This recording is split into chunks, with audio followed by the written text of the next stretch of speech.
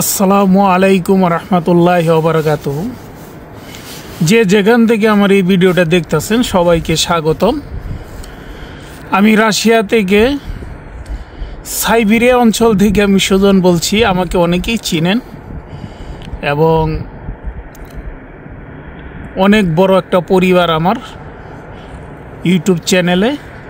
ফেসবুকে এত আমি অ্যাক্টিভ না, তো ইউটিউবে মোটামুটি অ্যাক্টিভ। বাতাস, প্রচুর বাতাস, হাত পা ঠান্ডা হয়ে যাচ্ছে।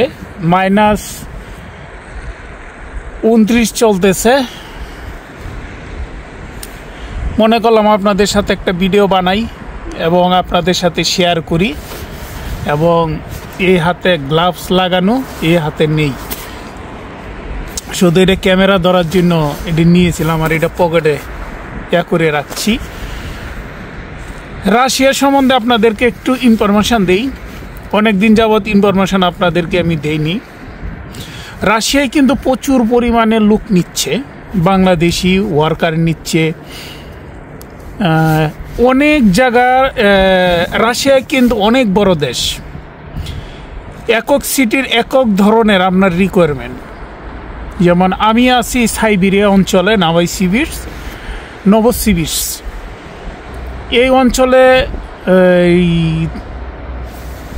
মেল ফ্যাক্টরি এবং গভর্নমেন্ট ইমিগ্রেশন তাদের একটা রিকোয়ারমেন্ট আছে, সেটা হলো রাশিয়ান ভাষা শিখে আসতে হবে। আসলেই তারা অনায়াসে তারা কাজ দিবে, অনায়াসে তারা ভিসা দিবে এবং বেতনও তারা ভালো দিবে। মানে পরে যেন না যায়, এই জন্য এটা একটু ধরতেছি আর কি। এখন ঘটনা হলো যে অনেক জায়গায় আপনারা আমাকে জিজ্ঞাসা করেন যে রাশিয়ান অনেকজনে পাঠায়, রাশিয়ান ভাষা শিখায় না শিখে আসে। হ্যাঁ, বাংলাদেশ থেকে অনেকজন না শিখে আসে, কিন্তু রাশিয়া আসার পরে রাশিয়ান ভাষা শিখতে হয়। যাই হোক, এটা হয়ে গেছিল, রাশিয়ান ভাষা শিখতে হয়। এখানে পরীক্ষা হয়, রাশিয়ান ভাষা পরীক্ষা হয়। পরীক্ষা হওয়ার পরে যদি কেউ এখানে শিখতে না পারে, পরীক্ষায় যদি কেউ ফেল করে, সেক্ষেত্রে আবার তাকে লেখাপড়া করতে হয়। যদি শেষ পর্যন্ত না পারে, তাদেরকে বাংলাদেশে পাঠিয়ে দেওয়া হয়। আবার অনেকেই আসেন যে বাংলাদেশে আসলে মা বাবার ওই হোটেলে খাইয়ে আসছেন, এখানে আসার পরে যে কাজ কাম ভালো লাগে না, টাকা পয়সা খরচ করে আসছেন, এরা কিন্তু আবার ফিরে যেতে হবে। কারণ একটা দেশের একক ধরনের কালচার। বাংলাদেশের কালচার এখানে পাবেন, এখানে রাশিয়ান কালচার পাবেন।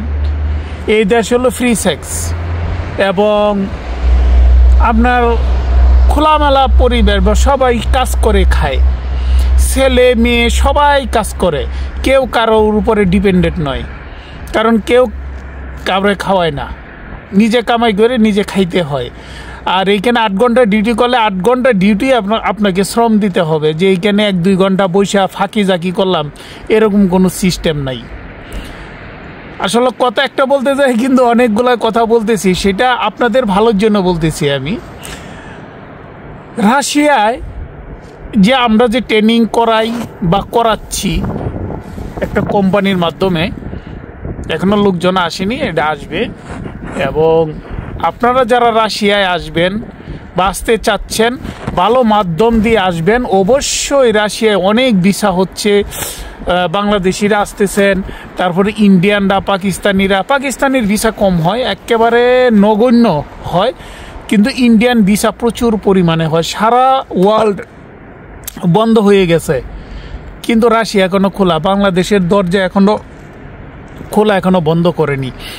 কিন্তু ভালো প্রক্রিয়ার মাধ্যমে আসেন আপনারা, রাশিয়া আসতে পারবেন। 1, 2, 3, 5, 10 মিলিয়ন, 100 মিলিয়ন লোক যদি এখানে আসেন, কোনো কাজের অভাব হবে না। আবার রাশিয়ায় আপনারা পাসপোর্ট পাবেন, সারা জীবন থাকার জন্য আপনারা এখানে পাবেন, পারমানেন্ট পাবেন, ভিসা পাবেন। তারপরে এটা কি মাথায় আমার আউট হয়ে গেছে সারাদিন আসলে ওইগুলো কথা বলতে বলতে। তারপরে আপনারা অনেক সুযোগ সুবিধা পাবেন যদি আপনি পাসপোর্ট এইখানে যে সিটিজেনশিপ পান। আপনার ফ্যামিলি আনতে পারবেন, ফ্যামিলি নিয়ে থাকতে পারবেন। কাজের পরিবেশ মোটামুটি সব দেশেই ভালো। আপনি কোন দেশে খারাপ বলবেন ভাই? খারাপ নিজের কাছে। নিজে যদি ভালো থাকেন, সারা ওয়ার্ল্ডে যে কোনো জায়গায় আপনি কাজ করতে পারবেন।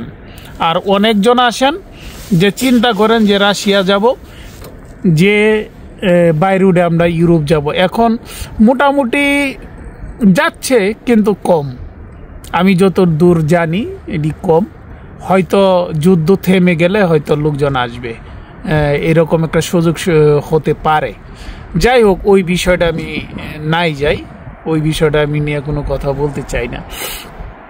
দ্বিতীয় কথা হলো, রাশিয়া আসার আগে অবশ্যই রাশিয়ার সম্বন্ধে ভিডিও দেখবেন, রাশিয়ার কালচার দেখবেন, রাশিয়ার পরিবেশ বা নিয়ম কানুন এগুলা দেখবেন, দেখে শুনে আপনারা আসবেন।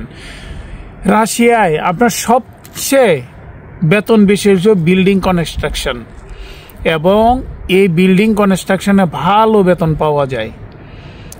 একক রিজনে একক কোম্পানি একক ধরনের স্যালারি দেয়। কারণ কেউ যদি বলেন ভাই বিল্ডিং কনস্ট্রাকশনে কত টাকা বেতন দেয়, আসলে এইগুলা বলা যায় না। যেমন একটা কোম্পানি আছে ভালো বেতন দেয়, আরেক কোম্পানি আছে কম দেয়, আরেক কোম্পানিতে দেখবেন এই মালিক ভালো, আরেক কোম্পানিতে মালিক খারাপ, এক কোম্পানিতে ভালো খাবার দেয়, আরেক কোম্পানিতে খাবার একটু কম দেয়। এখন এক জায়গায় দেখবেন আপনারা যখন রান্না করেন, 10 জন যদি খান, 10 জনের মুখের রুচি হইল 10 ধরনের। ঠান্ডায় আমার হয়ে গেছে, এটা আমি মাথায় দিয়ে দিচ্ছি টুপিটা।